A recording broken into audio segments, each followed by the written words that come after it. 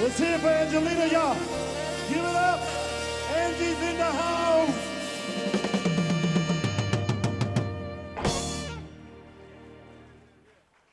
Thank you so much.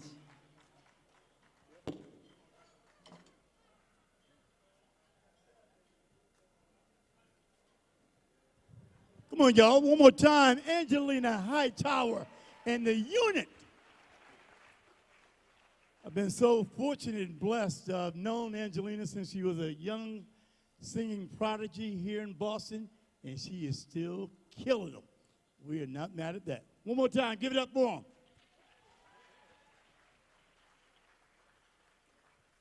So the next person I want to bring to the stage, let me tell you, her company, they've been a long-time partner of the Urban League. And Judith Bailey is her name, and she represents Bank of America. Judith, come on up. It's your turn.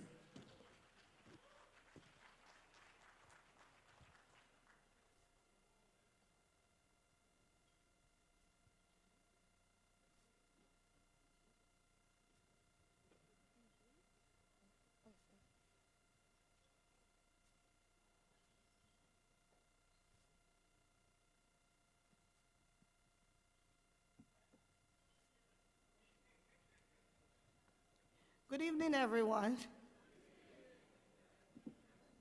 On behalf of my Bank of America teammates, it is truly an honor for me to be here with you tonight, celebrating the Urban League's 100 years in this community. Increasing economic mobility for people of color and advocating for initiatives, equity, and rights that affect our lives here in Greater Boston. Our organizations share a deep commitment to helping individuals and communities gain access to jobs, skills training, affordable housing, and second chances to opportunities that we all deserve. I have the privilege of managing Bank of America's Cadman Square Financial Center. Is Dorchester in the house? All right, yes. I have lived and raised my family in Roxbury ever since I came to America 28 years ago from Jamaica. Yes, 28 years. So I know how far our neighborhoods and city have come. But there is more work to be done, which is why Bank of America is honored to be a long-standing partner to the Urban League of Eastern Massachusetts and to support them in all the work that they've been doing for a whole century towards a mutual goal of providing everyone with the opportunity to achieve economic mobility. Congratulations. Happy 100th. Thank you. Enjoy the rest of the evening. Thank you. And thank you, Judith.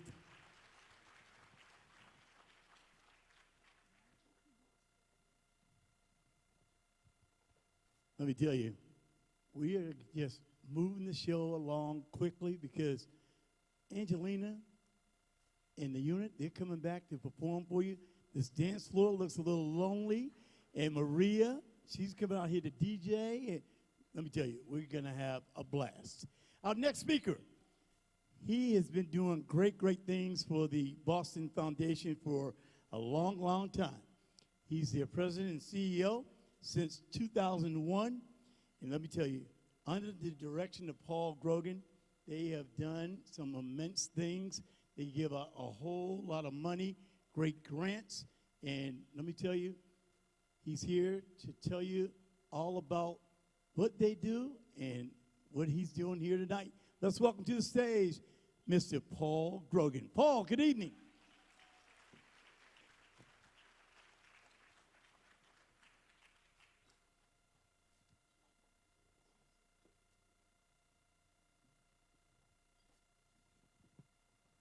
Well, thank you so much. It's an enormous honor for my wife and I to be here tonight with you all among so many friends who've been through so many battles together.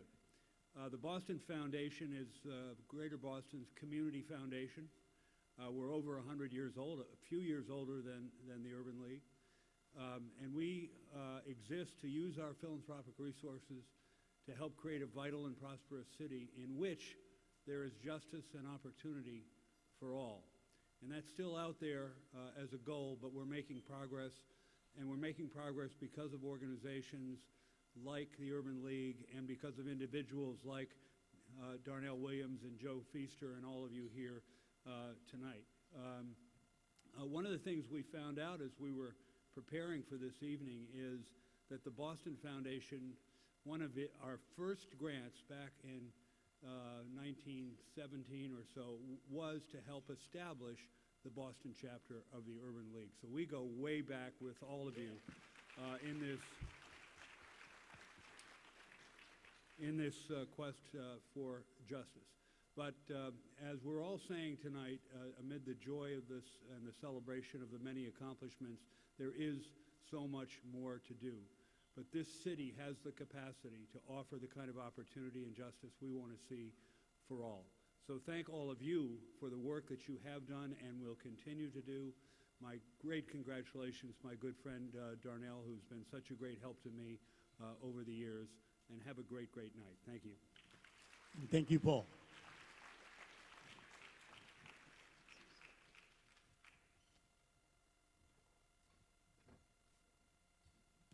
Now, next coming up to the stage, Dan Joyce, right here from Boston. Great ties over at UMass Boston.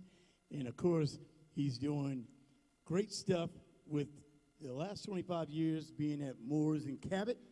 And he's also their CEO of Moores and Cabot for the last 15 years. Let's welcome to the stage Mr. Dan Joyce.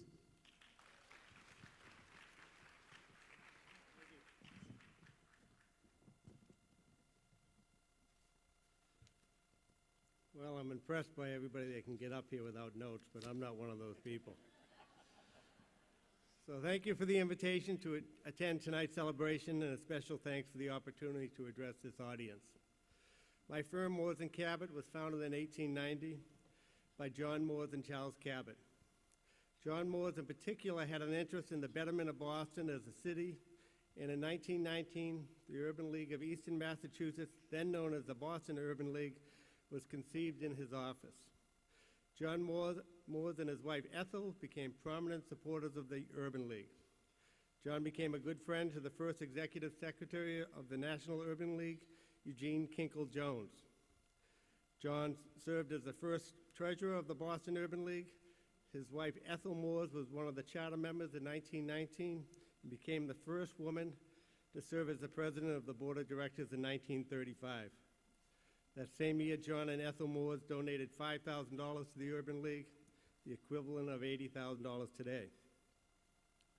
I myself was born in the Boston Housing Project, so I have firsthand knowledge how education and opportunity can lift someone out of poor circumstances if given the chance. My father attended Northeastern Knights, and that education provided him the opportunity to better provide for his family. I graduated from UMass Boston after attending junior college. I'm a firm believer that junior college can provide a technical degree or be the gateway to a four-year college. I had breakfast last week with Catherine Newman, the interim chairman of UMass Boston, to emphasize my strong feelings that the primary mission of that university is to provide opportunities to less fortunate people of Boston. As the current generation of Moores and Cabot, we are tasked with carrying on the legacy of the Moores family. We believe in the Urban League's mission of enabling adults in Massachusetts to overcome racial or social barriers, economic inequities, and economic development opportunities. This is a mission that John and Ethel Moores supported wholeheartedly, and it is one that we are proud to support to this day. Thank you. And thank you, my fellow Beacon, Dan Joyce. Thank you, Dan.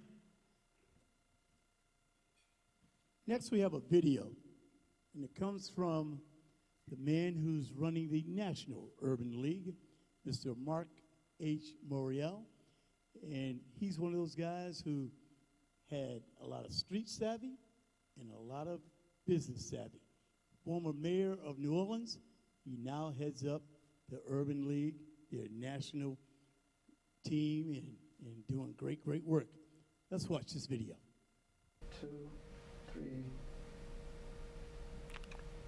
Greetings to the Urban League of Eastern Massachusetts. And I've got to say, congratulations, Boston. Your Patriots, well, they were the best.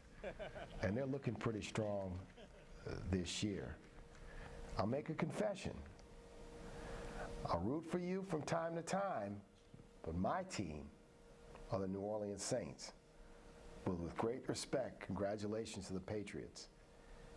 But also a congratulations to the leadership of the Urban League of Eastern Massachusetts. 100 years ago, courageous, hardworking, passionate Bostonians created what is now the Urban League of Eastern Massachusetts. And they were guided by this principle of building an inclusive society, a community that was fair and just and provided equal opportunity to all. 100 years later, you continue that work. Certainly over the last several years, under the leadership of Darnell Williams. Let me thank Darnell for his commitment and for being an urban leaguer we will all remember. An urban leaguer who made a difference, who brought his intelligence, who brought his personality, and who brought his vision to the table.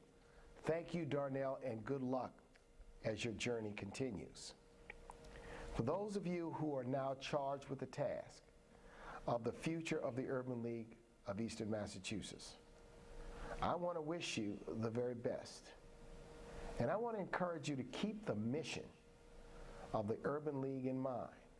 That mission, which is based on the theme of empowering communities and changing lives, is all about enabling African Americans and other underserved urban residents to achieve parity, power, and civil rights. Our focus is economic empowerment. Our focus is educating our children. Our focus is building bridges in a community which is multicultural and diverse. I want to wish you the very best in those endeavors. And I understand, and I know, and I'm confident that with your passion and commitment, the Urban League of Eastern Massachusetts will continue its very important work for the next 100 years and beyond. Happy birthday, happy 100th birthday, and continue your good work. Have a great evening. That's the one and only President Mark Moriel. Speaking of presidents, we have another president sitting with me over at the president's table, and he comes out of Detroit, where he heads up their great urban league there. Let's welcome to the stage N. Charles Anderson. Now, he was reappointed the president and CEO of the Detroit Urban League back in January of 1997. Previously served at Detroit's Urban League as president and CEO from 87 to 94, and now he's back, and he's in Boston, and he's from my home state of North Carolina. Come on up, Mr. Anderson.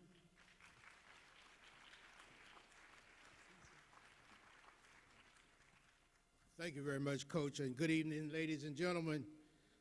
And thank you for the opportunity to bring brief remarks on the occasion of the Urban League affiliate's 100th anniversary celebration and the retirement of my good friend, Darnell Larry Williams. Often I call him Deacon Dr. Williams. Darnell and I have a lot in common, that we both came through the NAACP before getting to the Urban League. The Detroit Urban League reached this 100th anniversary threshold in 2016, so I'm well aware of the pride and feelings of success from serving the community for so many consecutive years. So congratulations on reaching this important milestone.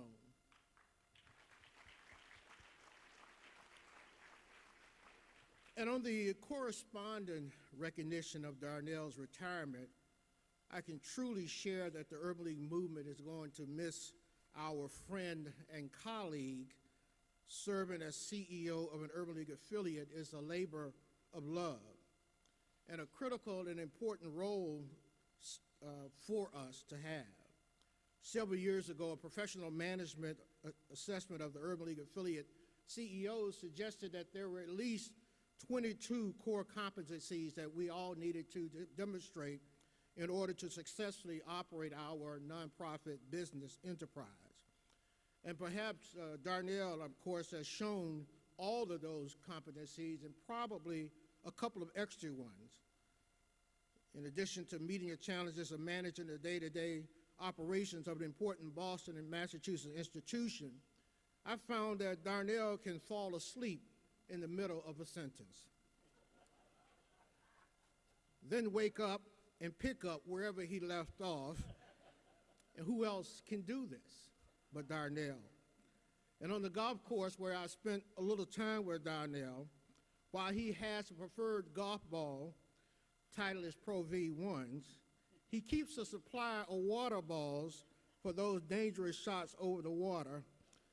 A man has definitely got to know his limitations, and Pro Vs cost too much to hit into the water. Within the Urban League movement, Darnell has proven to be a respected and valued friend and a valued colleague.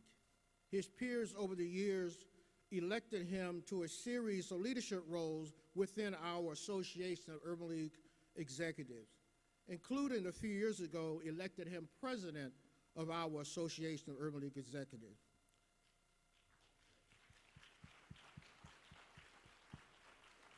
Darnell represented us well, and he served even on the National Board of Trustees. So on behalf of his colleagues, I do want to say thank you for your service, Darnell. And of course, most of you know that Darnell has too much knowledge, too much energy, and passion for serving just to hang out on the golf course for the next few years. So colleague has already told him he needs to get out the house and get a job. So we certainly shouldn't be surprised if we hear about him stepping up to some other important role in the community. In the sentiments of Nehemiah, Darnell, you're doing a great work and you can't come down. Congratulations, my friend. Let's welcome one more time. Thank you, Mr. Anderson.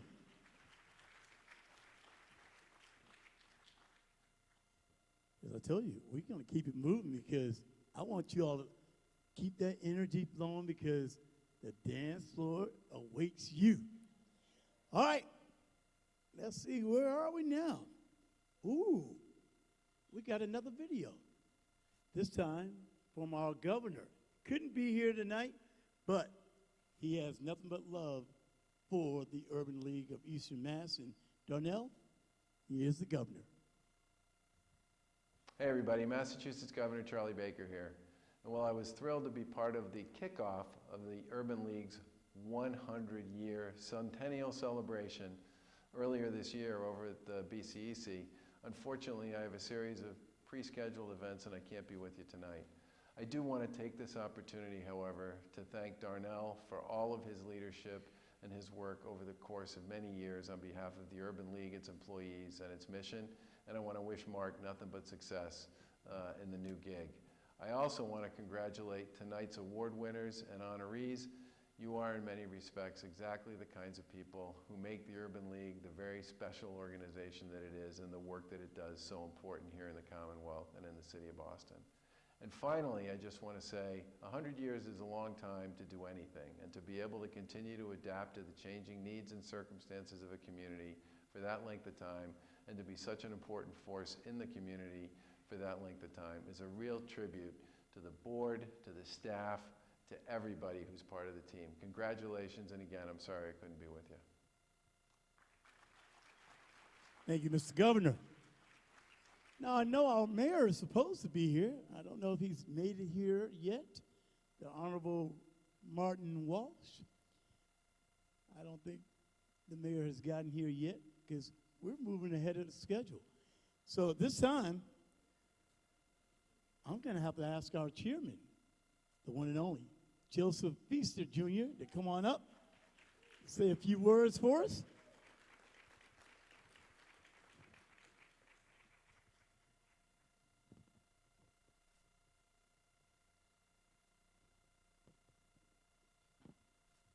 Come on, y'all, give it up for our chairman of the board.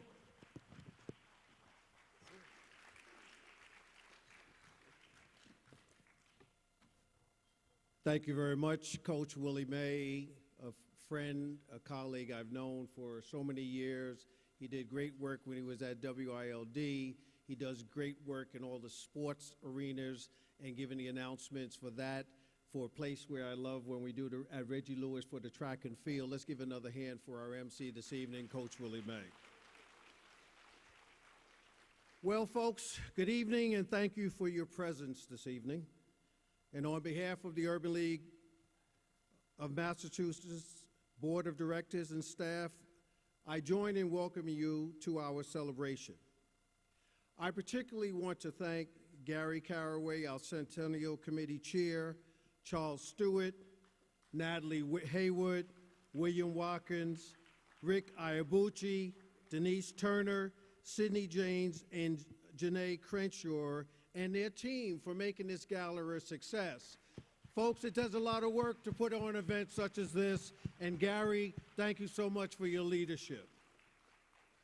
I want to thank the Convention Center staff, particularly my dear friend, Executive Director David Givens, Joyce Leviston, who was the former general manager, has moved on to another position. My fraternity brother and chief of staff, Michael Munn, I see he's left the chair, but I want to give him a round of applause as well. For Kathy O'Brien, for their generosity, support, and attention to detail to help us make this gala a success. 100 years. Wow, folks, that's a milestone. I proudly stand before you as chair of this exceptional organization, but I do not stand up here alone, not by a long shot. I stand before you on behalf of the many distinguished men and women who presently serve on the board of directors and those past directors who tirelessly and freely give or gave of their time, talent, and treasure. I stand before you on behalf of extraordinary past chairmen like Andrea Kershaw, who you will hear from this evening, David Casey, Quincy Miller from Eastern Bank, who is here, Attorney Jeff Mussman, my fraternity brother and line brother, and Attorney Richard Taylor, my dear friend and colleague, executive from State Street Bank, George Russell, who you will hear from as well, the late Sam Gershons from Filene's, and the Honorable Joyce London at Alexander. I stand before you on behalf of the spouses, partners, or significant others of the Board of Directors who support our volunteerism and financial giving. And for me, that is my wife, Phyllis, who supports me in this work. I stand before you on behalf of the present Urban League staff, led by Darnell Williams, and those past staff members. But I want to take this time for all of us, and myself personally on behalf of the Board of Directors, to thank President Williams for his nearly 20 years of service as President and CEO of the Urban League. Join me in congratulating Darnell.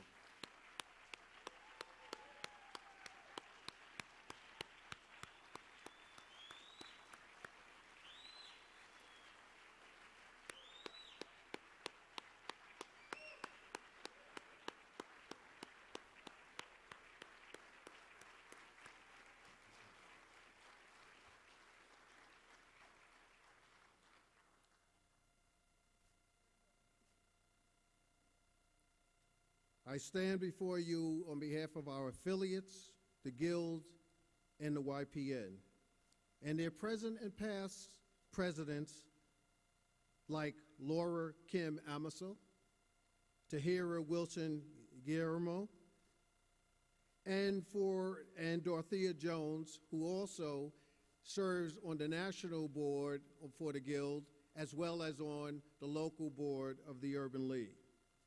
And those YPN presidents, like Elizabeth Walker, Nahemi Kanji, Rochelle Villarson, Charlene Loomer, Nancy Rousseau, and the founder of our YPN here, Reggie Cummings.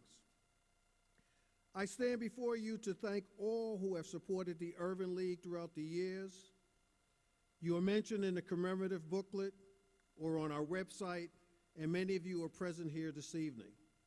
You know who you are, and I want to take this moment to publicly thank you for all you have done for us as well. So let me give you a hand for the work that you have done on behalf of the Urban League.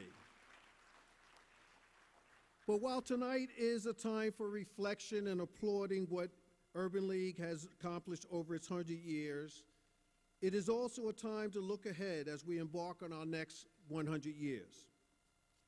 Urban League will be bold, innovative, creative, and persistent.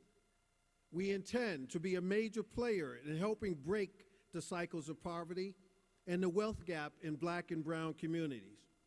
We will train young people, mature people, disabled people, anyone who is interested in the technology of the future for the jobs of the future.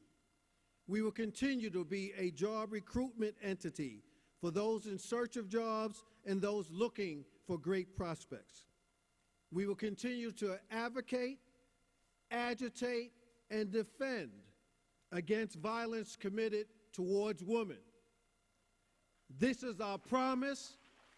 This is our commitment.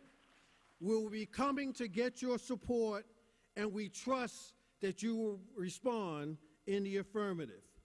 Thank you, thank you, thank you for supporting the Urban League of Eastern Massachusetts on this amazing journey. God bless.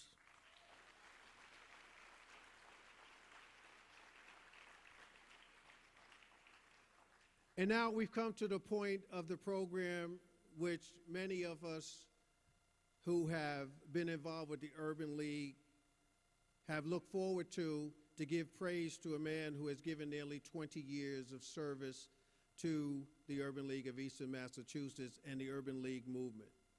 I know him as well because he served as president of the NAACP in Springfield around the same time when I served as president of the NAACP here in Boston. He was president of the Urban League here when the Urban League's national convention came here. I believe that was in 2011. And I've asked and invited two individuals to come and pay tribute to this great man who has served this community for so many years in this capacity. One is the person who I followed as chairperson of this particular board, Andrea Kershaw from Enterprise. And I'm asking her to present, as well as George Russell, who I mentioned earlier, an executive who retired from State Street Bank, but also was the president of the chairman of the board in 2001, who hired Darnell Williams. So I'm going to invite both of them to come to the stage and make a presentation to Darnell.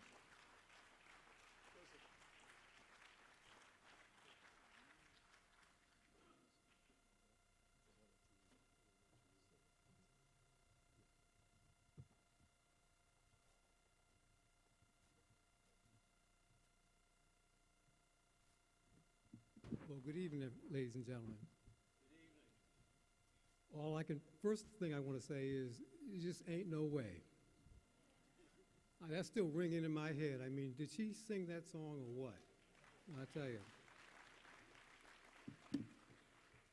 As you all know, we're gathered here to celebrate the Centennial of the Urban League of Eastern Massachusetts, but also to, I think, to recognize, acknowledge, and celebrate the 19-year tenure of the outgoing president and CEO of the Urban League, Darnell Williams. And I want to take this opportunity to express my profound gratitude to Darnell, who I hired 19 years ago when I was chair of the board of the Urban League and had the pleasure of working with him very closely. And I can tell you that Darnell worked tirelessly day in and day out to make sure that every individual that entered into the Urban League looking for service, whether it was simply to improve their resume or to go online to search for jobs or to enter into a job training program, that by the time they completed their task, that they really did accomplish their goal. And he knew that in order for that to occur, he had to have a talented staff as well as all the necessary tools and resources to make that happen. And I watched him as he went about the process of really expanding the computer center, the classrooms, and making sure that a majority of the community members could come in and use that facility and get what they needed. I was also very, very impressed with Darnell as he reached out to both the Urban League Guild and the Young Professionals Network. He always wanted to make sure that they knew that the volunteer work that they did was valued and appreciated, and they were very much a part of the Urban League movement. And finally, you know, Darnell lent his voice and was a very powerful and strong advocate on policies and issues that would impact the community. So Darnell, it truly was a pleasure working with you, and I want you to know that I always found you to be active, professional, knowledgeable, industrious, intelligent, articulate, and broad-minded. And I think I can speak not just for myself, but probably everybody in this room when I say to Darnell that I certainly wish you well as you close out this chapter of your life's journey and begin the next. And I know that, in closing, that I know that you are an avid golfer. So, in closing, let me simply say to you that whatever your future endeavors may be they easy, challenging, or difficult, just do as you always do when you play the game of golf. Just hit them long and straight, and success will continue to be yours. So be well, and God bless you.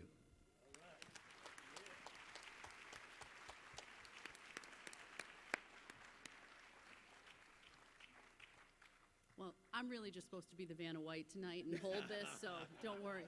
But I want to say, for my time in working with you, you know, I've worked in the city of Boston and this area for over 25 years, and any of you who've been in business that long, it's been a challenging time, right? Things have changed in '08, and everybody had to change the way they did business. Think about what it was like to run a nonprofit during that time. I mean, everyone that was working to make money and to do things, and you know, you had to find a new way. Well, nonprofit organization like this had to really shift gears. And with Darnell at the helm, there was new ways to come up with, you know, before you could have a gala like this and it wasn't a big deal to fill the tables. It became more and more challenging, and coming up with new ideas and new ways to bring the community together to serve this organization is something that he did so well. And so many new programs. From my perspective, watching your leadership has been fantastic. And I can't thank you enough, and we wish that you would come up and accept this award. Thank you so much, Darnell. Darnell, if we could have you come up.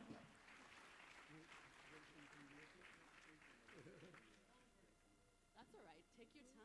Drag this out for you. This is your moment.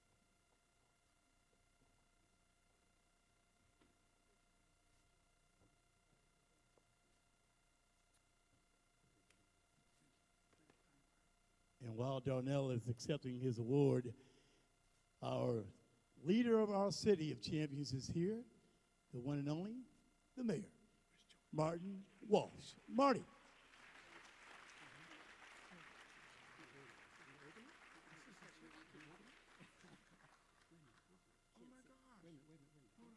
Uh-oh. Uh-oh.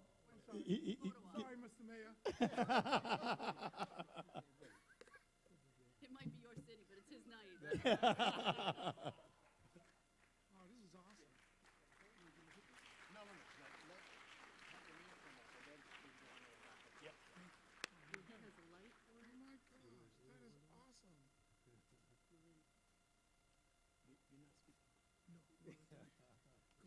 Come on, y'all. Give it up. Thank you, George. Andrea. And as I was saying a couple of minutes ago, he's just arrived, and let's welcome to the stage the Honorable Mayor of our city, Martin Walsh. Marty.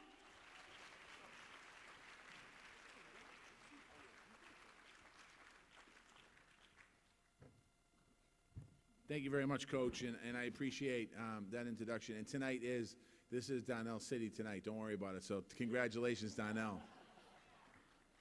Let me just get the formalities out of the way. I want to congratulate and thank the Centennial Committee, members of the board. I want to congratulate the Urban League of Eastern Massachusetts on their centennial. It's quite an accomplishment, and so much has been done in the 100 years. I want to thank Donnell for 15 years of leadership of this great organization. I met Donnell when I was a state representative in the State House many years ago. He's been a friend and a colleague for many years, and it's interesting when you're a state representative and you meet Donnell Williams, the conversations are very cordial and good, and how can we help each other and move forward. And we work together on some of the most important issues here in the city, in the country. And I've always admired Donnell's leadership and thoughtful approach and passion to his work. So when I became the mayor, I'm thinking, oh, this is going to be easy. I have Donnell. It's going to be great. The conversation's always been great. And then I became mayor, and it wasn't the same thing all the time. Believe it or not, there's a few issues we might have not seen eye to eye on. And we might have thought about approaching this at a different angle. And I saw Donnell in a different light. I saw him as a leader, where he was a leader when I was a state representative, but it was a different type of lead, meaning that it was always talking about how do we get more funding and how do we advance the Urban League. As a mayor, it was more about how do we advance people and how do we get that, and pushing the city and the administration on doing that all the time. And I view that as a good thing. In the early days, I might not have thought it was so good, because I was like, everyone should love me, and I'm the mayor, and you should just say yes when I ask you something. But it's not always that. It wasn't always that way. And we push each other, and we learn from each other. And I'm proud of what we've achieved together, and I'm proud of the expertise and the learning that I received from Donnell in giving, and sometimes, I wouldn't say difficult or tough love, but sometimes a little bit of tough love. And that's important, because an organization like this doesn't last 100 years by just agreeing and going along. An organization like this lays down the foundation in so many different ways in helping people and advancing people. The Urban League of Eastern Massachusetts has been one of our city's most enduring and trusted partners. We've worked together in difficult times, such as police-community relations, when situations happen. But before that, we had conversations about how do we change the conversation in the neighborhoods. When the issues were happening in Ferguson and Detroit, not so much Detroit, Ferguson and New York and Baltimore, we wanted to get ahead of the situation, because I talked to the mayor of Baltimore and the mayor of New York, and I said, what was going on during that time? And the mayor of Baltimore, Stephanie Rawlings Blake, was telling me that it was like she was living in a dream, a nightmare, and she was seeing things in her city. And Donnell was one of the people that I reached out to, and the police commissioner reached out to say, how do we make sure that we change dialogues before, not the day after a tragedy or something happens in our city. We've worked together on building trust and improving practices, setting a national example here in the city of Boston. And we still have work to do. We're working together on economic development. There's a lot of people in this room that are working in economic development. A report card came out, wasn't really a report card, but a report came out in the paper about 6 months ago and talked about the opportunities that are not happening in the city of Boston. And again, Donnell and his leadership, talking to him about it, and other folks in the room, and I'd give you shout-outs, but tonight's Donnell's night. I wanted to say, having those conversations are important. And it's also important to talk about inclusiveness, from investments to recruitment to workforce development, making sure that we continue to create opportunities in our city. I say this a lot. Boston is made up as unique. We're in a unique position. 28% of the people that live in our city, and if you heard this before, I apologize, but I think it's important to repeat it as much as possible. 28% of the people live in our city, they were born in another country. 50% of the people in our city are people of color. 52% of the households in our city are led by women. So when you think about the city as a diverse city, we truly are a diverse city. We're literally diverse down the middle. And it's important for us to acknowledge and continue to work. In Boston, we're at historic growth. We're adding 20,000 new jobs every single year. We need to make sure that everyone in our neighborhoods feels the benefit of this growth. This can't just be a growth of the South Boston waterfront or the Copley Square area or the Fenway Park area, the Fenway area. This needs to be growth in our entire communities. That's why we're looking at taking linkage from development, investing money directly into affordable housing and job training. The Urban League is one of the organizations that we depend on to provide that job training, making sure that we're training young people for the jobs of today, not the jobs of tomorrow, but the jobs of today. It's making a big impact in a lot of young people's lives, and older people's lives, quite honestly.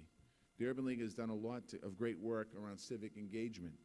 They inform and inspire people to make sure they have the tools they need to take action in their communities, something that hasn't always happened. That's been going on in this organization for 100 years. But it's never been more important than right now to pay attention and speak up and get involved. We can't just on election day, it can't just be on election day. In this election day that we had, it was historic. The number of women candidates, there's tons of people out there, and diversity. But we can't celebrate when 11% of the people in the city of Boston come out and vote. We need to make sure that they vote more in November. We can't just say every 4 years, because right now, what's happening on a national level, I think most people in this room would agree with me, it's disgusting. And we're turning to our civic and local leaders to really move our agendas forward and move our country forward by moving it one city at a time. We need to make sure more people get involved. It's important for that.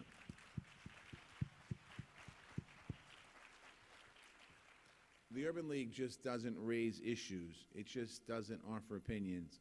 It brings people together. We're going to continue to look to the Urban League for guidance in the city of Boston. We're going to look to the Urban League for partnerships in the city of Boston.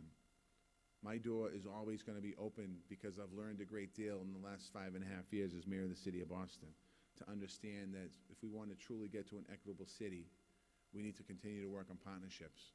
We need to take criticism and not try and defend it. And we need to understand if we make mistakes, we need to continue to move forward. On behalf of the city of Boston, I'd like to congratulate the Urban League of Eastern Massachusetts for 100 years. To everyone in this room that's been part of this organization, forever how long you've been part of it, I want to thank you for doing that. The Urban League has, for 100 years, has been defining progress. For 100 years, the Urban League has been achieving progress.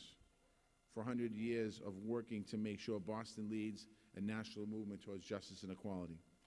To my friends, 15 years of leadership here, I want to thank you for that. I want to thank you for always speaking the truth. And I want to thank everyone in this room for what you do every single day for the best city in America, Boston.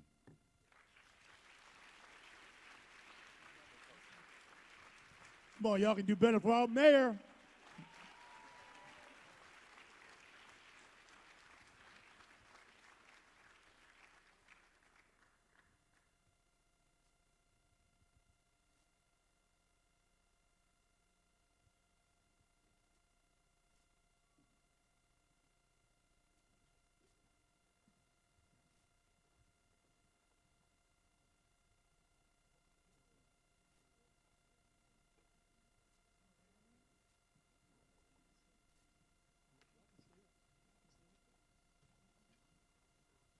All right, folks.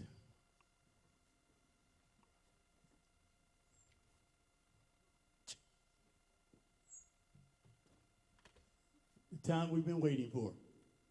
As the mayor said, it's his day, it's his night, and as a former board member, I need for everybody in this room to stand up and let's welcome to the stage our friend, our president, Mr. Darnell L. Williams, and his entire family. They're going to come on up, too.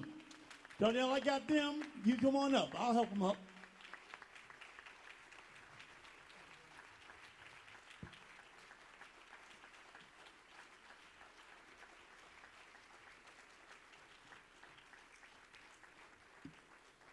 Thank you so much. You're so gracious. Please be seated. I am so very fortunate to have my wife on my right and my daughter on my left. And if anybody that knows me, both of them got their hands full dealing with me. But before I get into any formal remarks, I think that there are some staff that are in the room, there's some YPs in the room, and there's some guild members in the room. Please come forward very quickly, because I'm standing here, but I represent you. So let everybody see. Come on up here real quick. Come on down. Board members that serve at the national level, staff, that they've been doing this work. I stop by their cubes, their offices every day to check in on them, to make sure that they're doing okay, and if they come to work late, I want to know why. I want you to see who they are. I've mentored every young professional network member, president, YPN, and the guild members. I've gone to all of their events, and I try to support. Hey, Zita, go, girl. Come on, y'all can walk a little faster. Y'all walk faster to lunch than y'all do coming up here. Come on, man. Take a look at them. These are the folks who are the volunteers and the staff. Let's give them a round of applause for doing this work for 100 years. That's what this is all about. Debbie, you here, girl? Hey, boo. I want you, and Denise, okay, I see you. She's got the best Michael Jackson moonwalk in the city of Boston. She really does. But the point is that I want you to see that it's never just about one person. It's about your heart and your passion for the people. And I've never, ever, in 19 years, Mr. Mayor, not 15, 19. In 19 years, I've never, ever called them my staff. These are my teammates. We do stuff together. I've never asked any of them to do anything that I would not do myself. And they have stood shoulder to shoulder with me over these 19 years. And I want to say God has blessed me with you. I came here with 3, and look at what God has done to us. He's expanded it. Thank you so much. Thank you so much. Y'all can leave the stage now. No, y'all. Y'all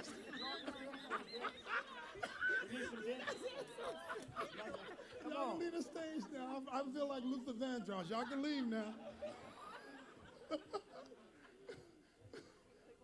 They're going to take as much time getting down as they did getting up.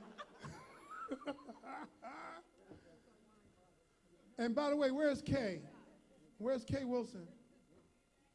Way back there. Kay Wilson was born in 1919. She turned 100 this year. So let's give Kay a 100 birthday shout out. Yeah, give it up. Give it up. 100.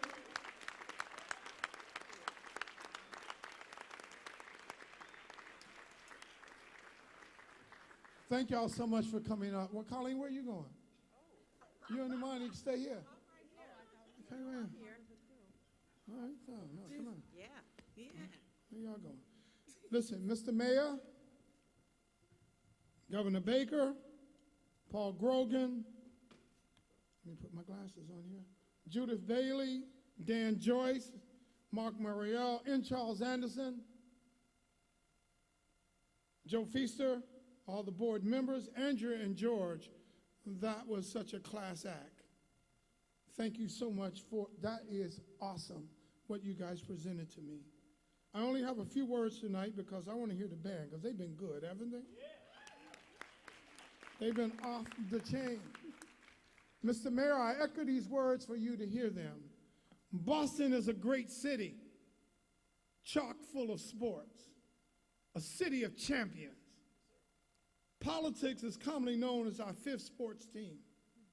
We have knowledgeable fans, opinionated residents, and vocal activists. It has become the economic engine of New England, a transportation hub, a biotech and medical research mecca, and remain a higher education haven. But we also know that Boston is a tale of 2 cities. Wage earners who work less than $15 an hour must work 2 to 3 jobs to make ends meet, constantly facing homelessness and lower life expectancy. As an example, folks who live in Back Bay have 25 years more of life than from somebody who lives in Roxbury. They can't afford the cost of high medications. Their paychecks and disposable incomes are fragile and they're vulnerable because the landscape is shifting. That's why I'm so glad that Paul Grogan is here tonight, as well as Paul Joyce. This is why I fell in love with this work and its people. I never saw their daily plight as an urgent project or an urban issue. I always saw myself as part of the narrative, not forgetting where I started. I stay up at night trying to figure out where my teammates in the community and what their needs are. However, it has come to it's time to move on, write a new chapter, build upon these collective experiences. And oftentimes in life, the voice that you are listening to, it's speaking to you when times are good or when you perceive them to be reasonably favorable. But I'm here to tell you and to remind you, when you stop and be still and you listen to what God speaks, because he's trying to tell you something. It's time for a new establishment. It's time for a new assignment. We're always going to need innovation and creativity to surpass the current, and the mayor addressed it. The current challenges that we have in the nation is seriously real. Our democracy is being eroded right in front of our eyes. Our Constitution is being challenged because people believe that they're above the law, and they are not.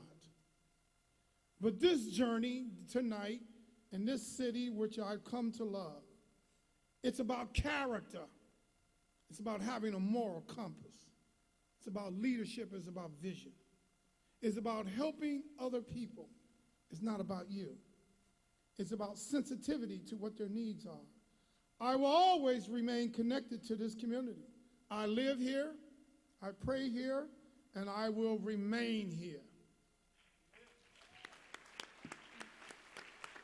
And in this final capacity, in Charles, thank you for coming from Detroit. I really appreciate you representing the Association of Executives. Speaking on behalf of, I wouldn't have anybody else here to represent the AOE other than you, my friend. Thank you so much. The final words that you'll hear from me in this capacity is simply this. Search me, O God, and know my heart. Test me and know my anxious thoughts. Point out anything that's in me that offends you.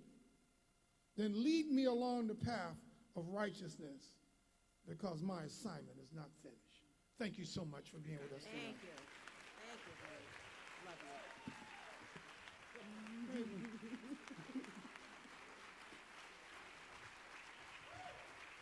you. Mr. President, well said, sir.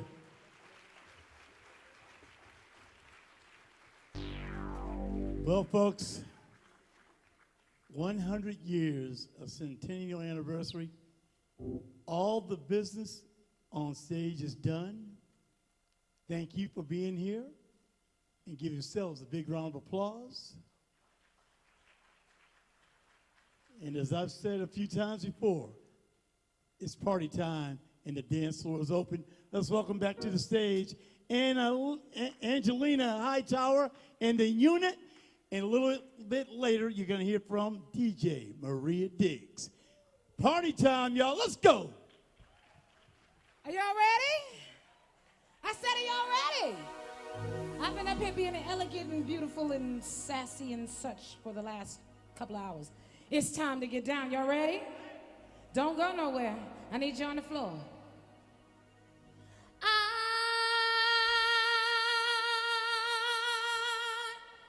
Can't get off my horse, and I can't let you go. You are the one who makes me feel so real. Yeah, yeah, yeah. Oh, what am I supposed to do? What am I supposed to do, baby, when I'm so hooked up?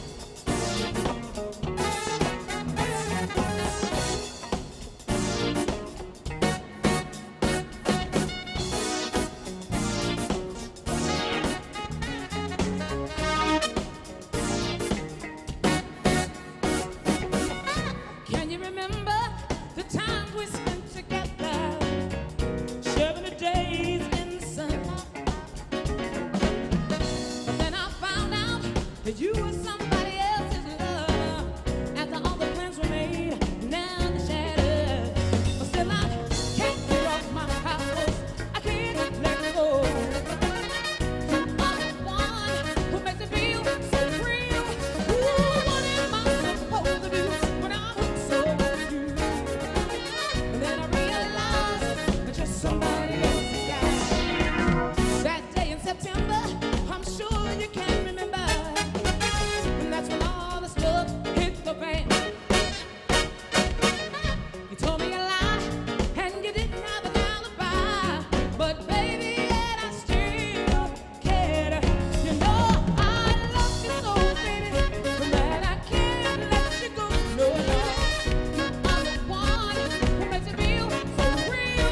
Ooh, what am I supposed to do when I'm hooked so on you? And then I realize that you're somebody else's guy.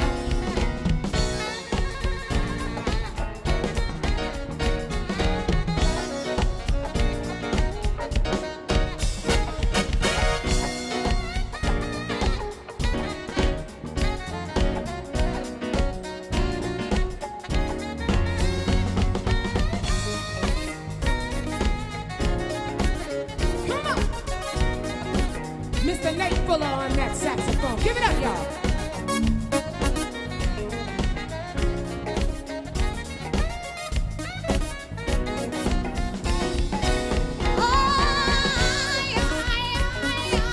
I can't let you go, no. You are the one who makes me feel so real. Ooh, what am I supposed to do when I'm hooked so on you? And then I realize that you're somebody else's guy. Can't get off my horse and I can't let go. You are the one who makes me feel so real. Oh, what am I supposed to do when I'm hooked so on you? And then I realize that you're somebody else's guy.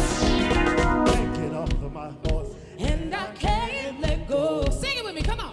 You are the one who makes me feel so real. Oh, what am I supposed to do when I'm hooked so on you? And then I realize I just somebody else's guy. Oh, I can't let you go, no. You are the one who makes me feel so real. Oh, what am I supposed to do when I'm hooked so on you? And then I realize I'm just somebody else's guy.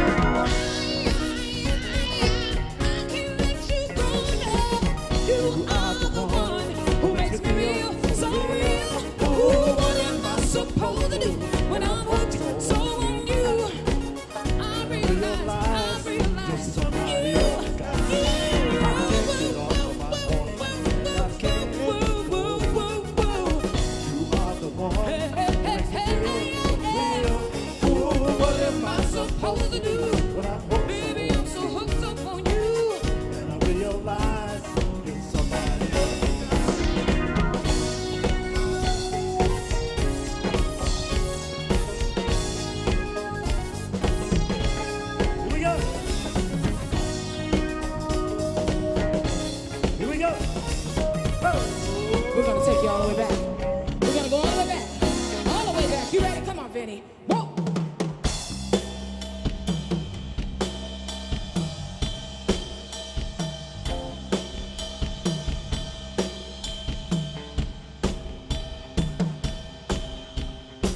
Ooh, I bet you're wondering how I knew.